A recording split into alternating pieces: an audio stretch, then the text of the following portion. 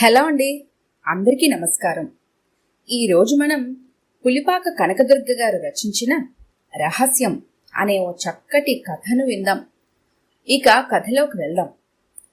ఎప్పట్లా 5 గంటలకే మెలకు వచ్చింది రాధకు. కార్తీక మాసపు చలికి ముసుగు తీసుకుని పడుకున్న పిల్లల్ని మురిపెంగా చూసుకుంది. దుప్పట్లను సరిచేసి మంచం దిగింది. పిల్లలతో సమానంగా పడుకున్న భర్తను చూసి నవ్వుకుంటూ బయటకు నడిచింది. బ్రష్ చేసుకుని ఫిల్టర్ డికాషన్ తీసింది. పనమ్మాయి రాగానే గిన్నెలు బయటేసి పిల్లల్ని భర్తని నిద్రలేపింది. ఇంకొంచెం సేపు పడుకుంటాను మమ్మీ, గారంగా అన్నాడు సన్నీ. ఇవాళ యూనిట్ టెస్ట్ ఉంది కదా నాన్న, కాసేపు చదువుకోవద్దు మరి? బుజ్జగింపుగా చెప్పి ముఖాలు కడిగించి పాలు కలిపి ఇచ్చింది. ఇంత జరుగుతున్నా ఇంకా గాఢ నిద్రలోనే ఉన్నాడు రమేష్. పిల్లల్ని పెంచటం కంటే ఈయను లేపటం కష్టం, భర్తను నిద్రలేపుతూ అనుకుంది రాధ. ఏంటోయ్, అప్పుడే 7 అయిందా? బద్ధకంగా ఒళ్ళు విరుచుకుంటూ అన్నాడు రమేష్. మీరలా పడుకునే ఉంటే 10 కూడా దాటుతుంది. లేచి బ్రష్ చేసుకుంటే కాఫీ కల్పిస్తాను, ముద్దుగా విసుక్కుంది. నవ్వుతూ బయటకు నడిచాడు రమేష్. గదిలోని బిక్కుబిక్కుమంటూ కూర్చుంది వర్ధనమ్మ. తల్లిని అలా చూడగానే చివుక్కుమంది రమేష్ మనసు. ఓ రోజెప్పుడో ఉదయాన్నే హాల్లో కూర్చుంది వర్ధనమ్మ. లేవగానే బొట్టులేని వర్ధనమ్మ మొహం చూడాల్సొచ్చినందుకు రాధ ఎంత యాగి చేసిందో ఇంట్లో అందరికీ గుర్తే. అప్పటినుంచి అందరూ లేచే వరకు గదిలోంచి బయటకు రావటం మానుకుంది. చదువుకుని ఉద్యోగం చేస్తున్న రాధకు ఈ మూఢనమ్మకాలేమిటో అర్థం కాలేదు రమేష్కు. అత్తగారిని సాధించడానికి రాధ ఎంచుకున్న మార్గాల్లో అదొకటని క్రమేణా అతనికి తెలిసొచ్చింది. ఇంటిని అద్దంలా ఉంచుతుంది, పిల్లల్ని చక్కగా చదివిస్తుంది. ఇక తననైతే ఏ లోటు రాకుండా చూసుకుంటుంది. అంతా బాగుంది కానీ అత్త ఆడపడుచులంటేనే రాధకు ఎంత మాత్రమూ గిట్టదు. అన్నీ తెలిసినా ఏనాడో రాధ అందానికి దాసోహుడైన రమేష్ ఆమెను మందలించలేడు. రమేష్ బలహీనత రాధకు బాగా తెలుసు. అమ్మ కాఫీ తాగిందా? కాఫీ కప్పు అందుకుంటూ అడిగాడు రమేష్. అత్తగారి ప్రస్తావన రాగానే రాధ మొహంలో రంగులు మారాయి. ఆవిడకు జరిగే మర్యాదలకు లోటు రాదు కానీ మీరు త్వరగా తెమలండి, విసురుగా అనేసి అక్కడి నుంచి కదిలింది రాధ. స్నానం కానించి వచ్చాడు రమేష్. హాట్ ప్యాక్లో వేడివేడి పెసరట్లు ఎదురు చూస్తున్నాయి. కొబ్బరి చట్నీ వేసుకుని టిఫిన్ పూర్తి చేశాడు. కమ్మగా రుచిగా ఉంది టిఫిన్. రాధ అద్భుతంగా వంట చేస్తుంది. స్కూల్ బస్ రాగానే టాటా చెప్పేసి పిల్లల బాక్సులతో వెళ్లిపోయారు. మీ లంచ్ బాక్స్ సర్దేసి డైనింగ్ టేబుల్ మీద పెట్టాను, మర్చిపోకుండా తీసుకెళ్ళండి, హడావిడి పడుతూ ఆఫీస్కి వెళ్తూ చెప్పింది రాధ. రాధ ఆఫీసు ఇంటికి బాగా దూరం. రోజు ఆఫీస్కి బస్సులోనే వెళ్తుంది. రాధ వెళ్లిన అరగంటకు బయలుదేరతాడు రమేష్. కోడలు బయలుదేరిన తర్వాత కొడుకు దగ్గరకు వచ్చింది వర్ధనమ్మ. ఏంటమ్మా, డబ్బమేనా కావాలా? పేపర్ పక్కన పడేస్తూ అడిగాడు రమేష్. ప్రమీల దగ్గర నుంచి ఉత్తరం వచ్చిందిరా. ఎల్లుండి మీ బావగారితో ఇక్కడికి వస్తున్నారు. పాపం, వాళ్ల పరిస్థితి ఏమీ బాగాలేదురా, విచారంగా అంది ఆవిడ. ఏదైనా డబ్బు సాయం చెయ్యాలమ్మా? నెమ్మదిగా అన్నాడు. జాలిగా చూసిందావిడ రమేష్ వైపు. తల వంచుకున్నాడు రమేష్. దానికి మన సాయం ఎందుకు? ఎలాగో దానికి ఇవ్వాల్సిన వడ్డానం, కాసుల పేరు ఉన్నాయిగా. ఎప్పటికైనా నా నగలు దానికి చెందాల్సినవేగా. ముందు వాళ్ళని రాని, తర్వాత చూద్దాం, అప్పటికి తప్పించుకోవటానికి అన్నాడు రమేష్. వర్ధనమ్మకు పుట్టిన వాళ్ళు పెట్టిన పెళ్లినాటి నగలవి. వడ్డానం 25 తులాల పైనే ఉంటుంది. కాసుల పేరు వంకీలు కలిపి మరో 25 తులాలుంటాయి. ఎప్పటినుంచో ఆ నగలు కూతురికి ఇచ్చేయాలని వర్ధనమ్మ కోరిక. కాని రాధే పడనీయడం లేదు. పెళ్లి చేసి పంపాక ఆడపిల్లలకు పుట్టింటి మీద హక్కులు ఉండవని తగువ పెట్టుకుంటోంది. ఇప్పుడు ఉత్తరం వచ్చిన తర్వాత ఈ గండం ఎలా గడుస్తుందో అన్న దిగులు మొదలైంది తల్లి కొడుకుల హృదయాల్లో. నేను వెళ్తున్నాను గాని తలుపేసుకో, ఆఫీస్కి వెళ్తూ చెప్పాడు రమేష్. రమేష్ అలా వెళ్లాడో లేదో ఇలా వచ్చింది పని మనిషి రక్తాలు. చేతిలో ఆ డబ్బా ఏమిటే? ప్రశ్నించింది వర్ధనమ్మ. కిరసనాయిలు దొరకదట కదమ్మా, దొరికినప్పుడే తెచ్చుకున్నాను. మా ఇంటికాడ ఉంటే అందరూ అడుగుతారు. మీ ఇంట్లో ఉండనియండమ్మా, తర్వాత తీసుకెళ్తాను. 20 లీటర్ల క్యాన్ని వర్ధనమ్మ గదిలో పెడుతూ అంది రత్తాలు. సీరియస్ గా పనిచేసుకుంటోంది రాధ. తల్లి మూడ్ గమనించిన పిల్లలు అల్లరి చేయకుండా కామ్గా పుస్తకాలు ముందేసుకుని కూర్చున్నారు. రమేష్ కూడా ఏదో పుస్తకంలో తలదూర్చాడు. భోజనాలకు రండి, 8 దాటాక వచ్చి పిలిచింది రాధ. రోజూ భోజనాల దగ్గర గోలగోలగా ఉంటుంది. ఆ పూట మాత్రం భిన్నంగా నోరెత్తకుండా భోజనాలు చేసి ఎవరి గదుల్లోకి వారెళ్లి పడుకున్నారు. మీ బావగారు వాళ్ళు ఎందుకొస్తున్నారట? డైనమైట్ పేలనే పేలింది. ఏది? నాకు కూడా తెలిస్తేగా. నసిగాడు రమేష్. కానీ నాకు తెలుసు, ఏం చేసినా ఆ నగలను మాత్రం ఇచ్చే ప్రసక్తి లేదు.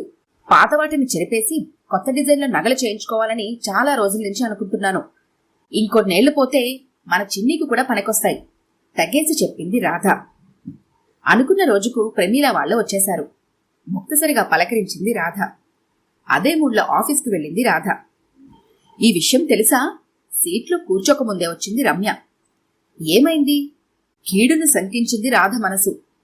నీరజని రాత్రి వాళ్ళ అత్తయ్య వాళ్ళు కిరోసిన్ పోసి చంపబోయారట. తెలివిగా తప్పించుకుని బయటపడిందట. ఆఫీసులో అందరికీ తెలిసిపోయింది. అయినా నీరజ తెలివైంది. జరగబోయేదాన్ని ముందుగానే తెలుసుకుని తప్పించుకోగలిగింది. అదే ఇంకొకళ్ళైతే అన్యాయంగా బలైపోయేవాళ్లు చెప్పేసి వెళ్లిపోయింది రమ్య. నీరజ లాంటి మంచి పిల్లకే ఈ గతి పడితే ఇక రాకాసి కోడళ్ళని ఏం చెయ్యాలో? ఆఫీసులో గుసగుసలన్నీ రాధ చెవిన పడుతూనే ఉన్నాయి. అత్తింటివారి మంచితనం గుర్తుకొచ్చి హృదయం కలుక్కుమంది. వర్ధనమ్మ ఏనాడు రాధను కోడలిలా చూడలేదు. ప్రమీలను ఎంత ప్రేమగా చూసుకునేదో అంతే ప్రేమగా రాధను కూడా చూసేది. పెళ్లినాటికి రాధ ఉద్యోగం చేస్తోంది. రాధ ఆఫీస్ నుంచి ఇంటికి వచ్చేసరికి వేడివేడిగా టిఫిన్ చేసి పెట్టేది. దగ్గరుండి కొడుకు కోడల్ని షికార్లకు పంపించేది. పిల్లలు పుట్టాక కూడా రాధ ఎలాంటి టెన్షన్లు లేకుండా ఆఫీస్కి వెళ్లగలిగేది. అత్తగారే పిల్లల ఆలనా పాలన చూసుకునేది. ఇహ రమేష్ సంగతి సరే సరి. రాధని ఎప్పుడూ అపురూపంగానే చూసుకుంటాడు. వాళ్ల మంచితనాన్ని అలుసుగా తీసుకుని రాధ క్రమంగా ఇంటి పెత్తనాన్ని చేజిక్కించుకుంది. అయినా అత్తగారి నగల మీద తన పెత్తనం ఏమిటి? నిజంగానే పాపం ప్రమీల వాళ్ల పరిస్థితి బాగోలేదు. పోనీ ఆ నగలను ప్రమీలకు ఇయ్యటానికి ఒప్పుకుంటేనో? కొన్ని క్షణాలు మెత్తపడింది రాధ హృదయం. కాని నగలు గుర్తుకు రాగానే కళ్ళు మిరుమిట్లు గొలిపాయి. అమ్మో, ఇంకేమైనా ఉందా? ఎప్పటికైనా తనంత బంగారం కొనగలదా? నగలను చేయించుకోగలదా? ఏవైనా సరే నగలను ఇవ్వటానికి ఒప్పుకోకూడదని గట్టిగా నిర్ణయించుకుంది. అలా నిర్ణయం తీసుకున్నాక మనసు కాస్త తేలిక పడినట్టయింది. ఫైళ్లు ముందేసుకుని పని చేసుకోవటం మొదలుపెట్టింది. ఎందుకో అనీజీగా అనిపించింది. మధ్యాహ్నం లంచ్ టైం అయ్యేసరికి విపరీతమైన తలనొప్పి మొదలైంది రాధకు. విధి లేక హాఫ్ డే సీఎల్ ఇచ్చి ఇంటికి బయలుదేరింది. బస్సులో వెళ్లే ఓపిక లేక ఆటోలో ఇంటికి వెళ్ళింది. ఇంటి ముందర రమేష్ స్కూటర్ చూసి ఆశ్చర్యపోయింది. ఆ సమయంలో రమేష్ ఇంటి దగ్గర ఎందుకున్నాడో అర్థం కాలేదు. గేటు తీసుకుని లోపలికి వెళ్ళింది. వీధి తలుపు దగ్గరకు వేసి ఉండటంతో తలుపులు తోసుకుని లోపలికి వెళ్ళింది. ఇల్లంతా నిశ్శబ్దంగా ఉంది. వీళ్లంతా ఏమైపోయారబ్బా? ఆశ్చర్యపోయింది రాధ. సిమెంట్ చప్టా దగ్గరకు వెళ్లి కాళ్లు కడుక్కుంది. కళ్ళు తిప్పి చూసింది. భర్త, అత్తగారు, ఆడపడుచు గోడవారగా నిలబడి గుసగుసలాడుకుంటున్నారు. ఆ సమయంలో అక్కడ అలా రహస్యంగా మంతనాలు జరపాల్సిన అవసరం ఏమిటో రాధకు అస్సలు అర్థం కాలేదు. ఏదో తెలియని అనుమానం మనసులో ప్రవేశించింది. అకస్మాత్తుగా రాధను అక్కడ చూడటంతో ముగ్గురూ తొట్టుపడ్డారు. ఆ విషయం రాధ దృష్టిని దాటిపోలేదు. ఏం రాధ, అప్పుడే వచ్చేసావే? ఆదుర్దగా ప్రశ్నించాడు రమేష్. ఏమ్మా, ఒంట్లో బాగలేదా? వాడిపోయిన రాధ వదనాన్ని చూసి ఆప్యాయంగా అడిగింది వర్ధనమ్మ. తలనొప్పిగా ఉంటేను నీరసంగా సమాధానం చెప్పి తన గదిలోకి నడిచింది. నీరస సంఘటన ప్రభావమో ఏమో తెలియదుగాని మనసులో తెలియని గుబులు ప్రవేశించింది. మంచం మీద పడుకుందన్న మాటే కాని విపరీతమైన ఒళ్ళు నొప్పులు ప్రారంభమయ్యాయి. అమృతాంజనం తీసుకొచ్చి సున్నితంగా నుదుటి మీద రాశాడు రమేష్. వేడివేడి కాఫీతో లోపలికొచ్చింది వర్ధనమ్మ. కాస్త వేడి కాఫీ తాగి పడుకోమ్మా, తలనొప్పి అదే తగ్గిపోతుంది. రాధను ప్రశాంతంగా వదిలేసి ఇద్దరూ వెళ్లిపోయారు. సాయంత్రానికి జ్వరం తగిలిందేమోనన్న అనుమానం కలిగింది రాధకు. థర్మామీటర్ అత్తగారి గదిలో ఉన్నట్టు గుర్తు. లేని ఓపికను తెచ్చుకొని నెమ్మదిగా అత్తగారి గదిలోకి నడిచింది. థర్మామీటర్ కనిపించలేదు గాని గోడను ఆనుకొని దెయ్యంలా కిరోసిన్ డబ్బా కనిపించింది. ఒక్కసారి ఉలిక్కిపడింది. ఇంట్లో 2 గ్యాస్ సిలిండర్లు ఉండగా కిరోసిన్ ఎందుకు? అది అంత రహస్యంగా అత్తగారి గదిలో దాచాల్సిన అవసరం ఏమొచ్చింది? భయంతో శరీరం కంపించిపోయింది. అయిపోయింది, అంతా అయిపోయింది. నీరజ లాంటి మంచి అమ్మాయినే అత్తింటి వారు ఎంతో సతాయిస్తున్నారు. తనలాంటి గయ్యాలి కోడల్ని ఎవరు మాత్రం ఎంతకాలం భరిస్తారు? ఎంతగానో ప్రేమించే భర్త కూడా తనకెంతో అలసైపోయాడు. అమ్మలా ఆదరించిన అత్తగారిని తను ఏనాడు గౌరవించలేదు. చివరకు ఆవిడ పుట్టింటి వారిచ్చిన నగల మీద కూడా తన పెత్తనమే. అత్తగారి మంచితనాన్ని అలసుగా తీసుకుందే తప్ప అది వారి సంస్కారానికి నిదర్శనమని గ్రహించలేకపోయింది. తనకిలాంటి శాస్తి జరగాల్సిందే. కాని తన పోతే పిల్లలు? దాహంతో నాలిక పిడిచికట్టుపోయింది. శారీరకంగా బలహీనమైన రాధ మానసికంగా విపరీతంగా భయపడిపోయింది. స్పృహ కోల్పోతున్న రాధకు రమేష్ పొదవ పట్టుకోవడమే తెలుసు. రాధకు జ్వర తీవ్రత 102కు చేరుకుంది. డాక్టర్ వచ్చి ఇంజెక్షన్ ఇచ్చి వెళ్లారు. రాత్రంతా ఒకటే కలవరింతలు. మెలకు వచ్చినప్పుడల్లా రమేష్ని వర్ధనమ్మను చూసి గజగజ వణికిపోయింది. వద్దండి, నన్నేం చెయ్యొద్దు, మీకు దండం పెడతాను, నన్ను వదిలేయండి. ఇహ నుంచి మీరు చెప్పినట్టే వింటాను.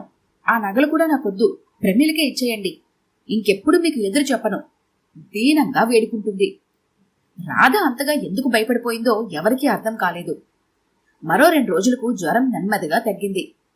ఈ మధ్యలో రక్తాలు తన కిరోసిన్ డబ్బా తీసుకుపోయింది. అత్తగారి గదిలో కిరోసిన్ టిన్ మాయమవటంతో తేలిగ్గా ఊపిరి పీల్చుకుంది రాధ. ఆడపడుచుకు చీరసారలతో పాటు అత్తగారి నగలు కూడా ఇచ్చి సాగనంపింది. వర్ధనమ్మకు రమేష్కు మాత్రం రాధలో వచ్చిన ఈ ఆకస్మిక మార్పుకి కారణం అంతు చిక్కలేదు. ఏమైతేనే ఆమెలో మార్పు వచ్చింది, అదే 10,000 అనుకున్నారు ఇద్దరు.